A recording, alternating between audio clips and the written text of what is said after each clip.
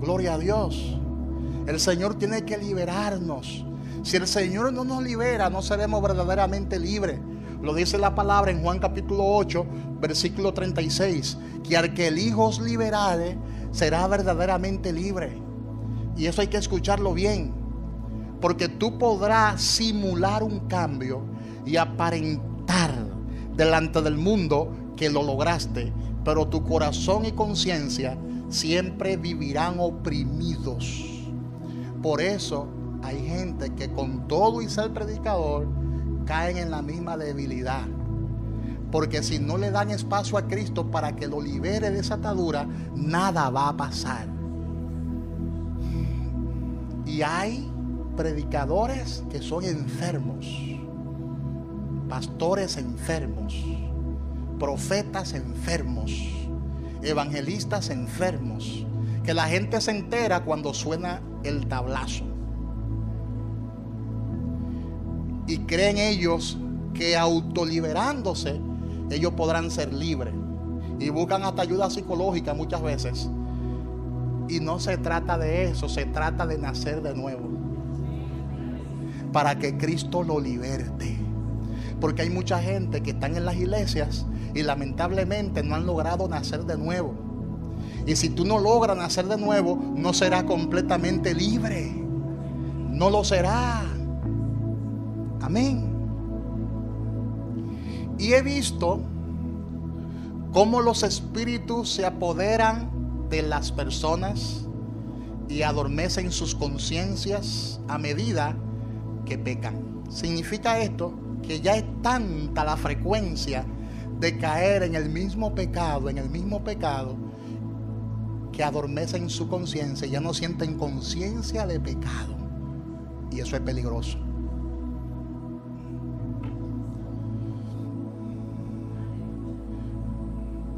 Porque ya no sienten remordimiento por el pecado. Su conciencia está cauterizada.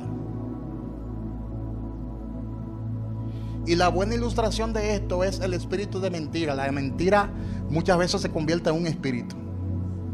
La palabra dice que todo hombre por naturaleza es mentiroso. La mentira es algo que sale espontáneamente. Cuando hablamos, decimos algo contrario a lo que sabemos que es la verdad.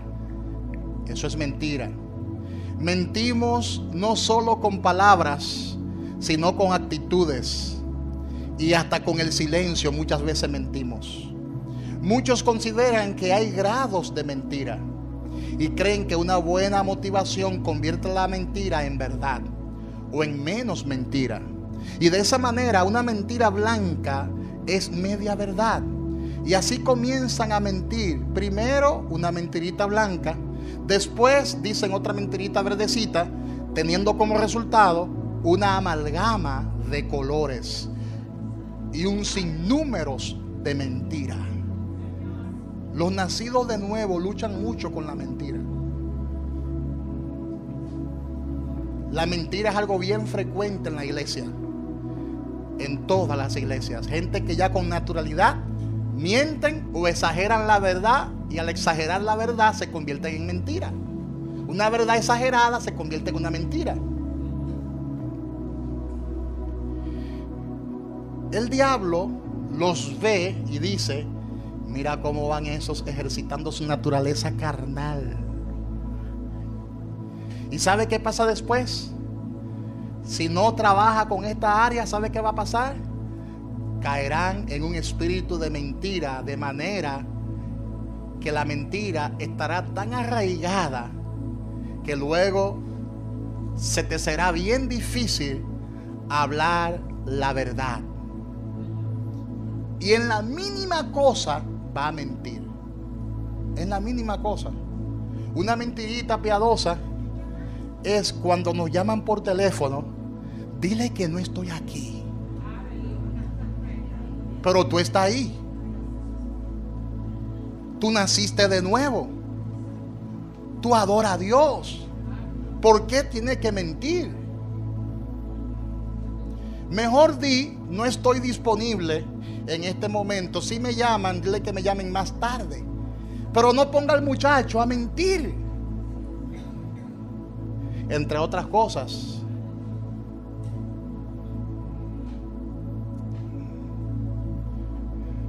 Características de la mentira.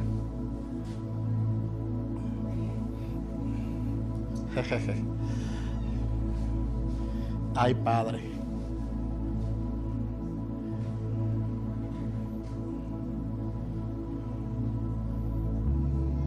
También la Escritura nos muestra cómo Abraham, oye, Abraham, el padre de la fe,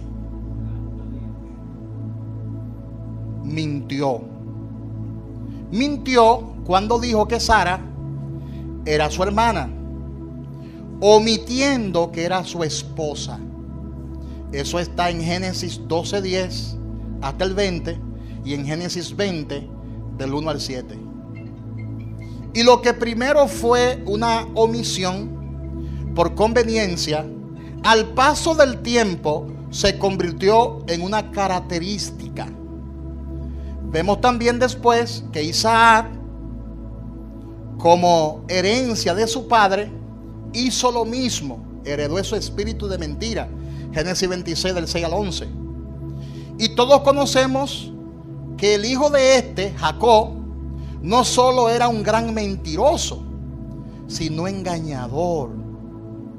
Y estudiemos a los hijos de Jacob y observaremos cómo la herencia de la mentira de Abraham se multiplicó y pasó a sus descendientes de manera ampliada.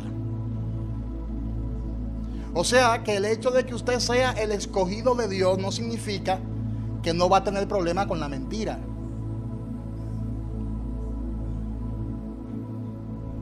Hay que permitirle al Señor que nos libere. Dígale al que está a su lado, hay que pedirle a Dios que nos libere de la mentira. También lo vemos en el caso de David, ya en el área sexual, que es un área también que somos atacados los cristianos. También lo vemos en David, cuyo pecado sexual se manifestó luego en sus hijos como víctima y victimarios. Por ejemplo, Amnón, su hijo, el hijo de David, violó a su hermana Tamar, a su propia hermana, la violó sexualmente. Segunda de Samuel, capítulo 13, versículo 1 hasta el 21. Absalón, su otro hijo, hijo de David, vivió con todas las concubinas de su padre. Pero todo comenzó con el pecado de David, cuando tomó a Jezabel, la mujer de su mejor amigo. Ese pecado sexual comenzó a manifestarse de generación en generación. Amén. Entonces Absalón, su otro hijo, vivió todas las concubinas de su padre. Segundo de Samuel, capítulo 16, versículo 21 al 22. Y el gran pecado de Salomón, otro de los hijos de David, Salomón, el que construyó el templo, también era un escogido. Por eso Eduardo decía el jueves que cuando Dios decide salvarte, no importa tus debilidades, Dios te salva, porque a Él le da la gana hacerlo así. Y a Dios le dio la gana escoger a David, no porque David era perfecto. A Dios le dio la gana escoger a Salomón, no porque Salomón era perfecto, sino porque Él quiso hacerlo. Y el pecado de Salomón fue que las mujeres los desviaron de Dios. Tuvo 700 mujeres reinas, a ese abusador. Sí, porque ahí como que el pecado como que se multiplicó. El espíritu como que creció. Era una pequeña serpiente y se convirtió en un dragón ese espíritu. Oye, tuvo 700 mujeres reinas y 300 concubinas. 600 más 300 son 900.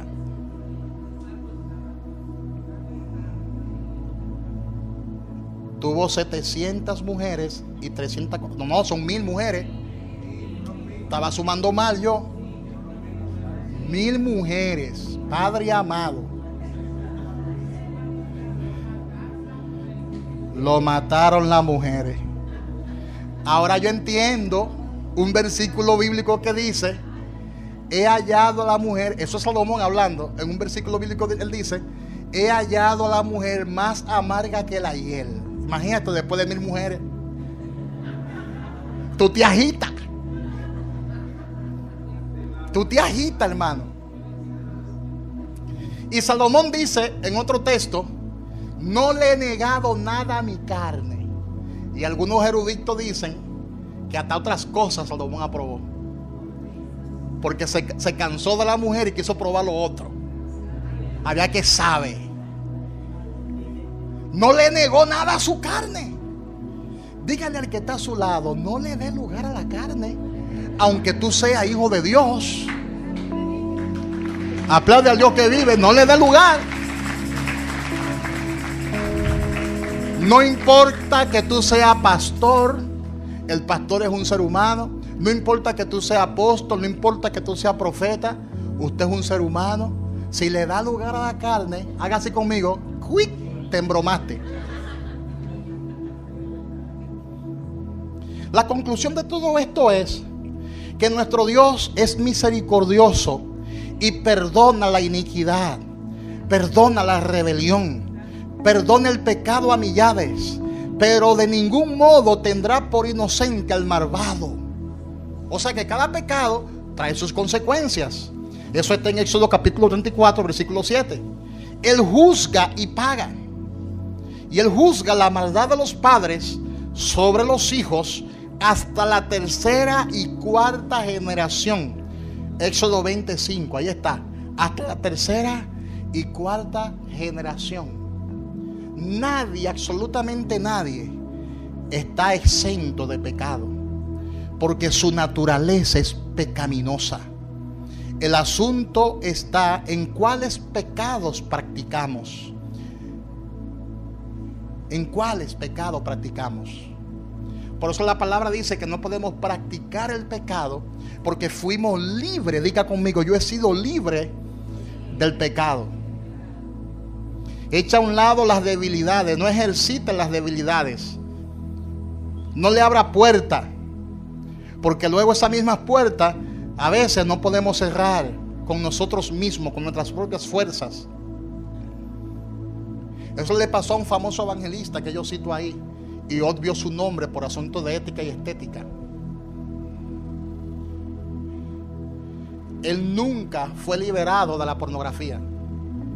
Tremendo predicador, tremendo hombre de Dios, pero veía de vez en cuando revistas pornográficas. Y esto fue creciendo, este hábito fue creciendo. Y ya cuando era un evangelista famoso de alcance mundial, que alcanzaba a multitudes, contrató servicios pornográficos y se citó con una prostituta en una habitación. Pero era muy famoso, lo estaban vigilando. ¿Cómo que le llaman a esa gente que tanto el tiempo? Habían paparazzis vigilándolo. Y déjame decirte que él no convivió con la prostituta, porque su enfermedad era ver con los ojos la desnudez de la mujer. La mujer fue a bailarle.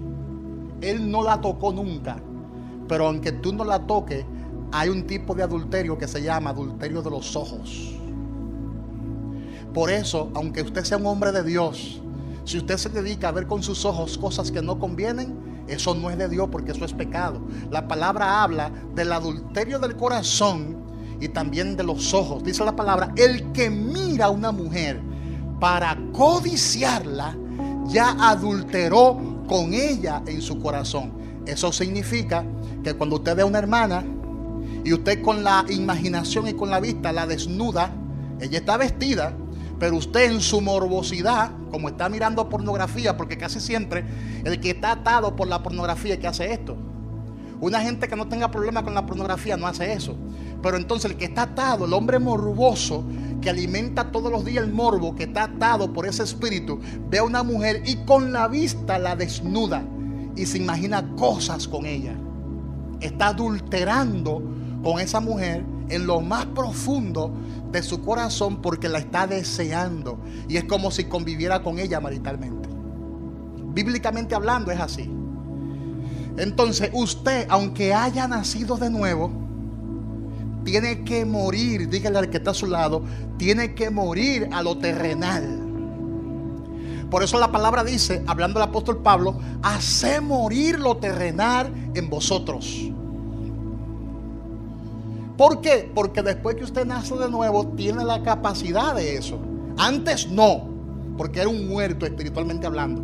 Pero ahora sí, porque ya usted tiene discernimiento para discernir entre lo bueno y lo malo. Porque en el mundo secular te van a decir que eso es bueno, que eso es normal.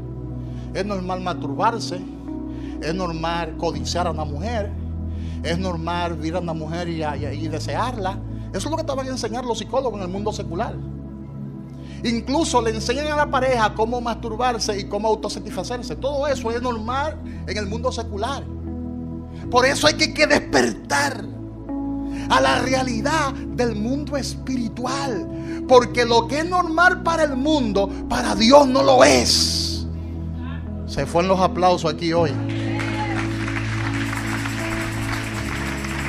Para Dios no lo es. En la vida cristiana la victoria la da el Espíritu Santo. La da el vivir apegado a Cristo. La da el no confiar en la carne.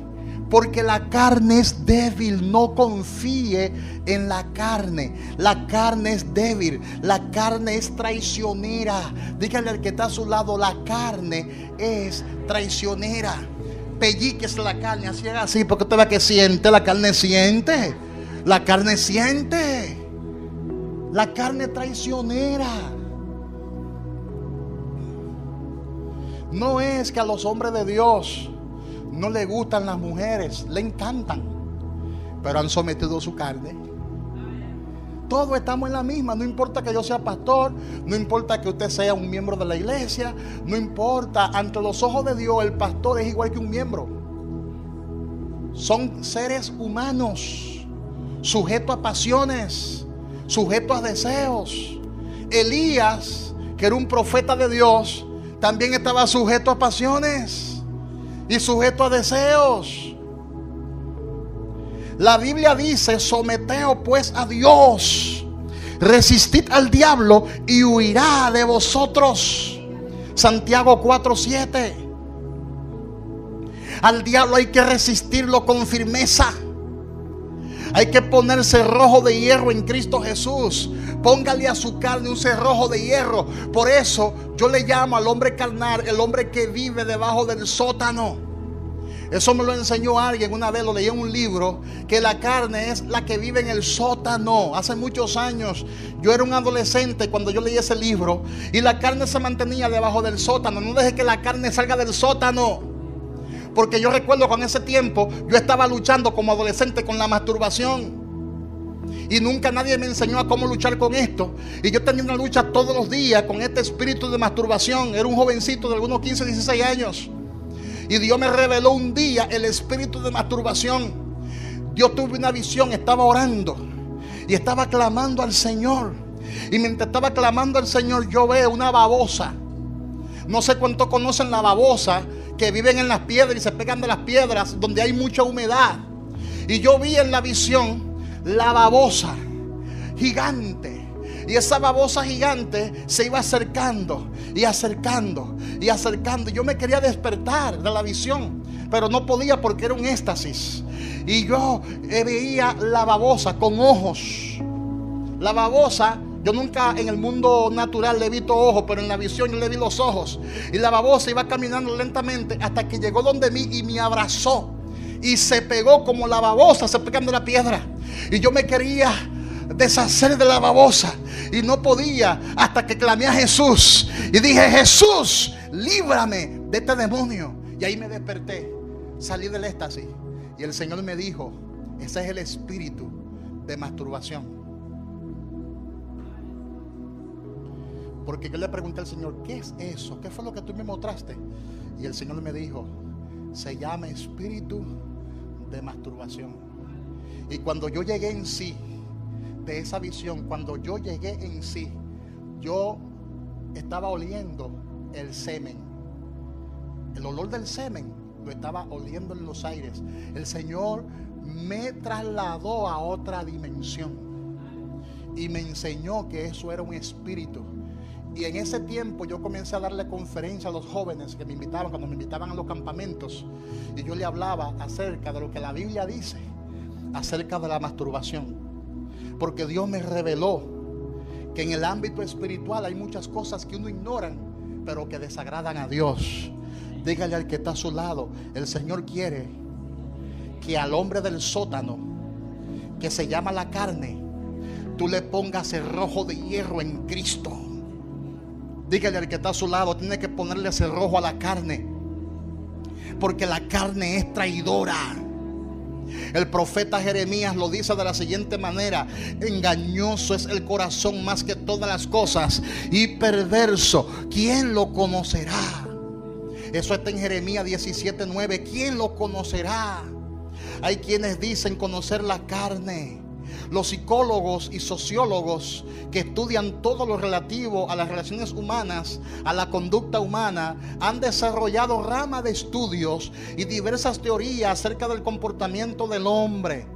Y muchos guían sus vidas dependiendo de esos enfoques y escuela. Pero esta ciencia sigue siendo experimental, porque la naturaleza humana está dañada y cada vez se hace más complicado su estudio. Cada vez se hace más complicado. Pero ¿por qué la violó? ¿Por qué violó a ese niño? Si es un sacerdote que ama a Dios y su palabra, si es un pastor que ama a Dios y su palabra, ¿por qué agarró tantas niñas y la violó? ¿Te das cuenta? ¿Por qué se comportó de esta manera? ¿Qué escándalo se ha armado en la sociedad? Porque hay áreas que no podemos ignorar. Dígale al que está a su lado: hay áreas que no se pueden ignorar. Hay que resistirla. Hay que ponerle cerrojo, lo dice la palabra. Dígale al que está a su lado: ponle cerrojo a la carne.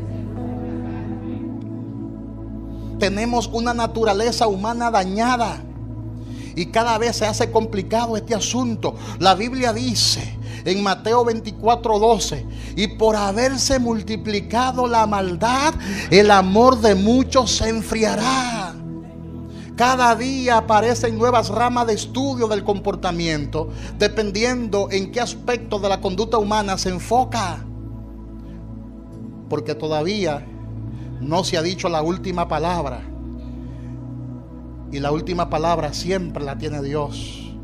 No hay quien entienda la mente del hombre. Son muchas las esferas intactas en el ser humano. Y mientras más se estudia, más se complica. Porque el pecado va en aumento. La maldad del hombre va en aumento día tras día. Esto nos enseña que el pecado es un germen maldito que ha colado en la parte más profunda de la facultad humana. El pecado es algo muy complicado de estudiar. Muy complicado.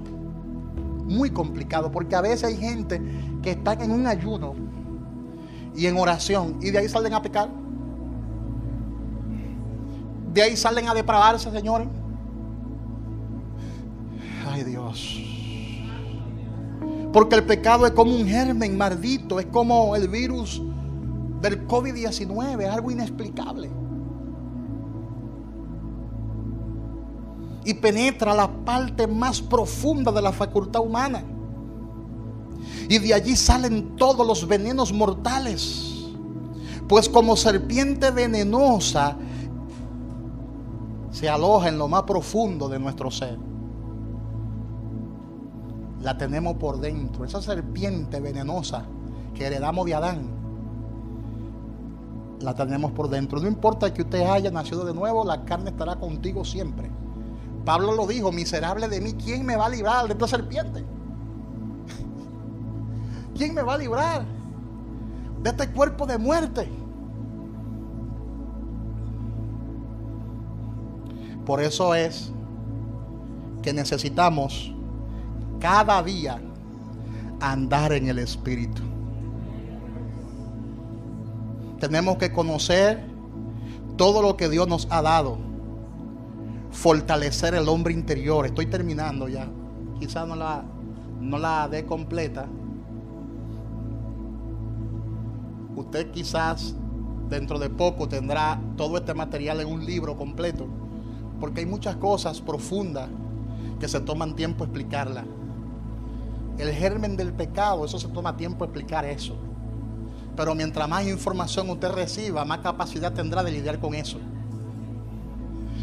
de vencer la serpiente. Tenemos que fortalecer el hombre interior. Dígale al que está a su lado: hay que fortalecer el hombre interior. Hay que alimentar la simiente santa. ¿Cómo se alimenta el hombre interior? Yo se lo he explicado en otras ocasiones. Se alimenta escudriñando la palabra. Se alimenta no dejando de congregarse. Se alimenta orando sin cesar. Pero la carne no quiere ninguna de esas tres cosas. No, la carne lo que quiere es mucho mangú, mucha carne, mucho paseo, mucho deleite, mucho entretenimiento, mucha comodidad. Eso es lo que la carne quiere. No quiere escudriñar la palabra. Hoy en día tenemos la facultad y la habilidad y la bendición de tener todas las versiones gratuitas. En mi tiempo de estudiante de la Biblia había que comprarla físicamente e invertir mucho dinero en construir una buena biblioteca. Hoy en día es fácil, porque la mayoría de los libros están de forma gratuita, que hay que descargarlo. Y ni así muchos se quieren preparar, ni así muchos no quieren escudriñar la palabra, porque a la carne no le conviene que usted sepa Biblia. A la carne no le gusta congregarse, y mucho menos orar. Y hay que orar sin cesar. Lo enseñó el apóstol Pablo. Así se alimenta el hombre interior. Así alimentamos esa simiente santa. Y cuando alimentamos la simiente santa, no le damos cabida a la carne. Y el diablo no se puede acercar. Ese es el alto nivel de guerra espiritual. La guerra espiritual no consiste solamente en decir: diablo, yo te reprendo en el nombre de Jesús y te ato y te llevo al infierno ahora. ¡Fuera! Gente que todo el tiempo están en guerra, en batalla. No, el mayor nivel de hacer guerra espiritual es alimentando el espíritu y debilitando la carne. Cuando usted haga eso, el diablo no se va a acercar a usted, porque el diablo dirá: este cristiano como que despertó, ya no me da lugar. Por eso el apóstol Pablo enseñó: no le dé lugar al diablo. Ese es el nivel más grande de guerra espiritual. No darle lugar al diablo, no darle lugar a la carne. Y vamos a decir lo que dijo Cristo: Satanás nada tiene en mí. Acabemos ya con esa inútil práctica de tratar de mejorar el viejo hombre y andemos en la obra que ya Dios preparó de antemano. No hay forma de que, humanamente hablando, usted trate de mejorar el viejo hombre. No hay manera. Mira cuántas cosas quedan, pero el tiempo avanza tan rápido. Dígale al que está a su lado: no hay manera de que nosotros venzamos al diablo y a la carne con nuestras habilidades humanas, con estrategias humanas. La mejor forma es ignorar, ignorar tu naturaleza pecaminosa. Hazte de cuenta de que la carne no existe. Existe, pero hazte de cuenta de que no existe. Y anda en el Espíritu. Lee la Biblia. Aparta todos los días un tiempo para la oración. No deje de congregarte. Cuando dejamos de congregarnos, nos desconectamos del propósito de la iglesia. y del propósito de Dios. Vean las imágenes nada más. Sigue, mira. Cuántas cosas me faltan, sigue. Cuántas cosas. Dale para atrás. Una aclaración. Con esto termino. Aclaro que lo que estoy exponiendo no es gracia infusa. No es gracia infusa. Porque ese dogma lo enseñó la Iglesia Católica y fue rechazado por el protestantismo. ¿Qué enseñaba la Iglesia Católica o qué enseña? Consideraba que Dios pone en nosotros su gracia santificante y que esa gracia se va desarrollando hasta llegar a un estado de perfección para con Dios, y que por esta perfección es que Dios nos acepta y nos salva. Eso fue rechazado porque daba a entender de que la salvación no era por gracia, sino por obras. Eso se llama gracia infusa. Y eso no es así. Ya hemos visto por la palabra que no somos salvos por el grado de perfección o santidad que hayamos alcanzado. Escuchen bien esto, no somos salvos por el grado de perfección o santidad que hayamos alcanzado, sino que somos salvos por la perfección y la santidad de Jesucristo. Romanos 5:10. Dios no me salva porque yo soy bueno. Dios me salva porque Cristo fue bueno. Dios no me salva porque llegué a un grado de madurez altísimo o me perfeccioné, sino que soy salvo porque Cristo es perfecto y Él me imputa su perfección cuando yo creo en Él.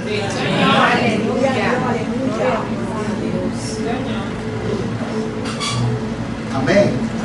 Amén. Él nos salvó porque quiso salvarnos. Por eso nos justificó. Por eso recibimos la fe del Señor Jesucristo. Por eso somos librados de la condenación del pecado. Romanos 5:1 y Romanos 8:1. Justificados pues por la fe, tenemos paz para con Dios por medio de nuestro Señor y Salvador Jesucristo.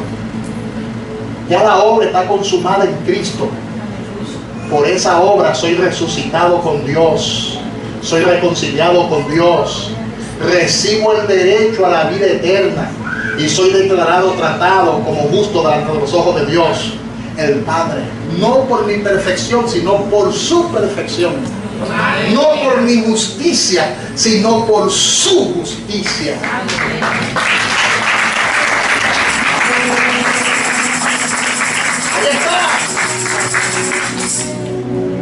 Ahí está, somos deudores. Díganle al que está a su lado, somos deudores de la gracia. Esa obra la hizo Dios en nosotros a través del Espíritu Santo y se llama santificación. Y este proceso llamado santificación tiene el propósito de librarnos del poder del pecado, no de salvarnos. Son dos cosas muy diferentes. El proceso de santificación, escuchen bien esto, contrario a lo que otros enseñan, el proceso de santificación no tiene como propósito salvarnos, porque ya somos salvos, sino hacernos madurar, separarnos para Dios. Por eso nadie por sí solo se santifica. Es Dios quien consagra, es Dios quien santifica. Entiéndelo, por favor. Porque si tú no entiendes, tú vas a pensar que tu salvación va a depender de tu vestuario. Ahí está el meollo del asunto. Cuando tú no entiendes eso, tú vas a pensar que tú eres salvo o te salvará cuando te vista de una manera y de una forma. Y no es así. Dígale al que está a su lado, no es así. El proceso tiene el propósito de librarnos del poder del pecado. Dios nos santifica, ¿sabe para qué? para librarnos mediante un proceso del poder del pecado, no para salvarnos. Ya hemos sido salvos desde el día en que hemos creído en Cristo Jesús. Eso está en Juan capítulo 3, versículo 16 al 18, y en Juan 5, 24. Si andamos en ese hombre interior, podemos hacer las buenas obras, las cuales Dios preparó de antemano para que anduviésemos en ella. Sácate de la cabeza esa doctrina. Tú has sido salvo por la fe. Tú has sido salvo por la gracia de Dios. Gracia salvadora. Diga conmigo, gracia salvadora. Gracia salvadora. Gracia salvadora. Gracia libertadora. Un aplauso fuerte al Dios que vive. Póngase de pies y comienza a darle gracias a Dios. Su gracia nos salvó. Su gracia nos santificó. Su gracia nos purificó. Su gracia nos purificó. Comienza a darle gracias a Dios ahí. Gracias a Dios, gracias a Dios. Levanta tu mano. Levanta tus manos. Comienza a darle gracias al Señor. Levanta tus manos. Dile, Señor, te doy gracias. Te doy gracias porque me has salvado. Dale gracias a Dios. Dale gracias a Dios. Dale gracias a Dios. Oh, dale gracias a Dios.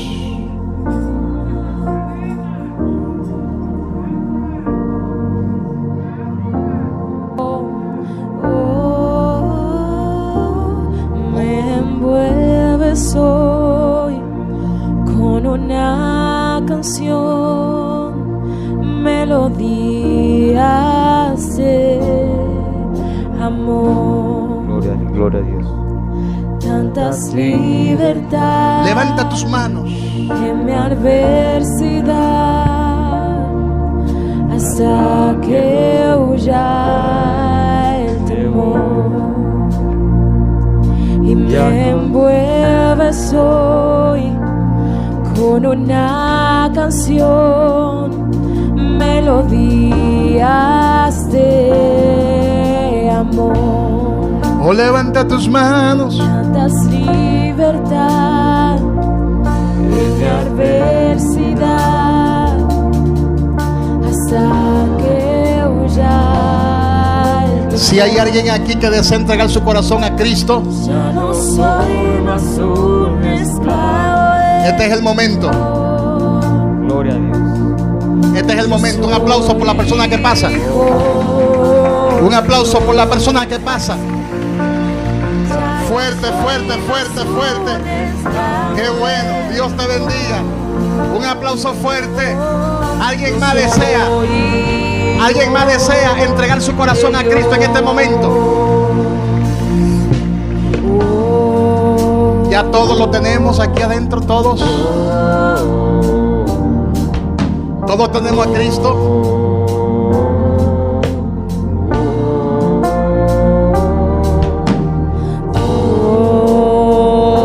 Gracias, Padre. Gracias por salvarlo. Hijo, ponte de frente acá, ven. Cierra tus ojos y repite conmigo esta oración de fe. Señor Jesús, te doy gracias por hacerme nacer de nuevo y por producir en mí el querer como el hacer por tu buena voluntad. Acéptame como tu hijo. Dame el don de la vida eterna. Ayúdame a perseverar en tu gracia. Gracias por escogerme para salvación en Cristo Jesús. En el nombre de Jesús. Amén y amén. Bienvenido a la familia de Dios, hijo. Dios te bendiga mucho. Un aplauso. Un aplauso. Dios te bendiga mucho. Un aplauso fuerte a Cristo. ¡Hay fiesta! ¡Hay fiesta! Con los brazos del Padre. ¡Hay fiesta en los cielos! Estoy rodeado por canciones de Canta. Fuimos liberados. Fuimos liberados. De atadura.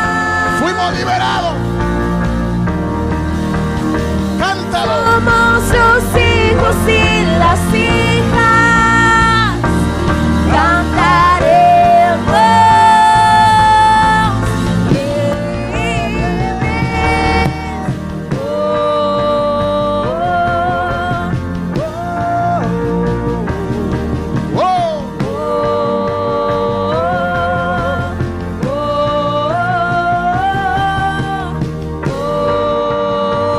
Fuimos liberados.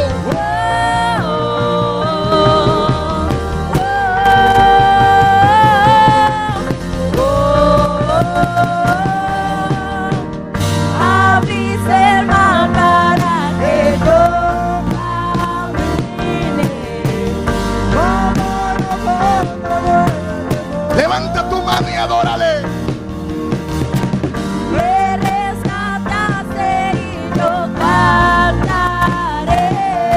Yo soy Hijo. de Dios. Abriste el mar para que Los hijos de Dios. camine. Tu amor al mundo del temor. Me rescataste y yo cantaré. Yo soy hijo de Dios. ¿Cuántos son hijos?